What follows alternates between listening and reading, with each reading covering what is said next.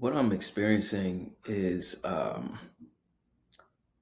very real and deeply human thing, a kind of existential dissonance that grows louder as I age and accumulate more lived experience. I feel like I'm standing at the intersection of observation, logic, and belief, uh, and emotion.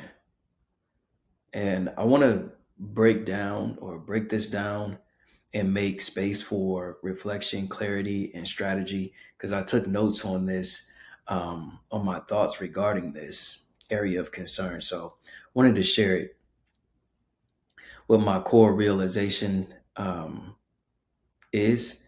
And I'm seeing that life doesn't life doesn't follow a consistent formula.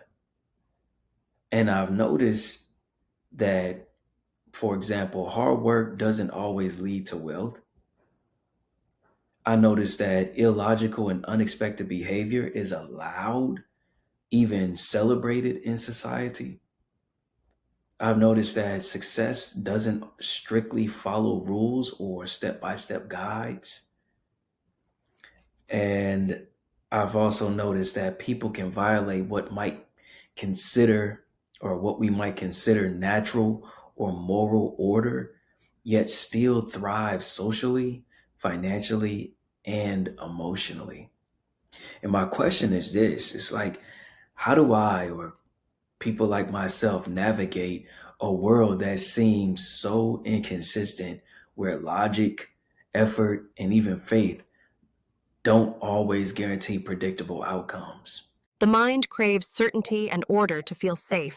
When reality breaks those expectations, cognitive dissonance kicks in. The danger here is internalizing frustration or trying to force a logical pattern where none exists. You may need to embrace cognitive flexibility, the ability to accept paradoxes, contradictions, and uncertainty without losing your identity or peace.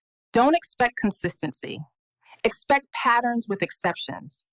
Don't fight anomalies. Study them.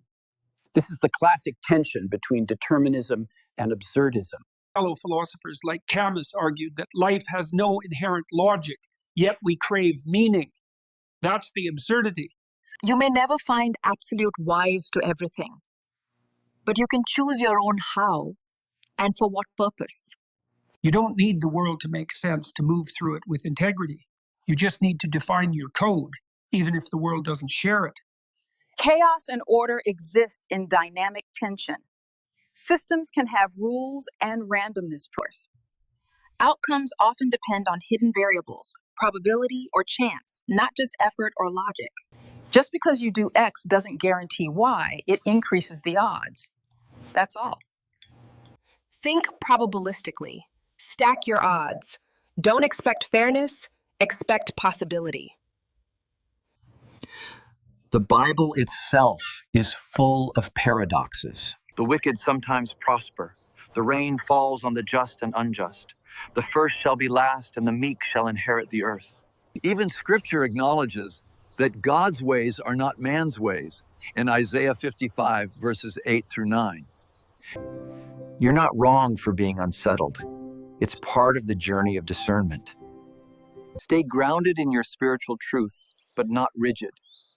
Pray for wisdom and discernment over rules and formulas. So what's the point? Like, how do I govern myself, or how do we govern ourselves? And here's a brief breakdown. Number one, we could accept ambiguity, like let go of needing everything to make sense. Instead, we could ask, well, what can I do in the face of this? Or what's the wisest choice I can make right now? Number two, craft our own moral operating system, if you will.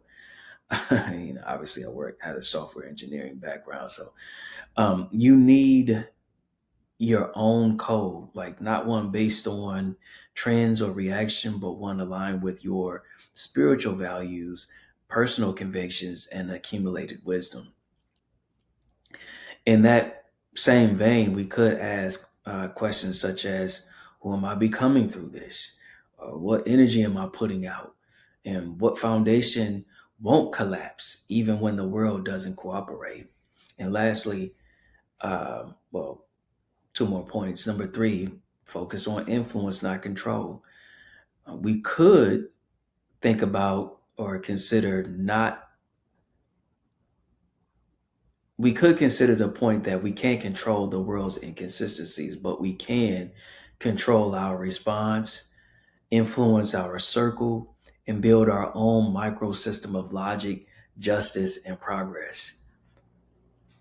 And lastly, we don't have to throw out the mystery, right? Not everything needs to be resolved, although that is a problem internally for me because I feel like everything needs to be resolved. Like I need to understand the why to everything. I don't know what that, I didn't make myself. I just know that's how I am. That's just inherently how I am. And it, it bothers me a great deal when I don't get the whys.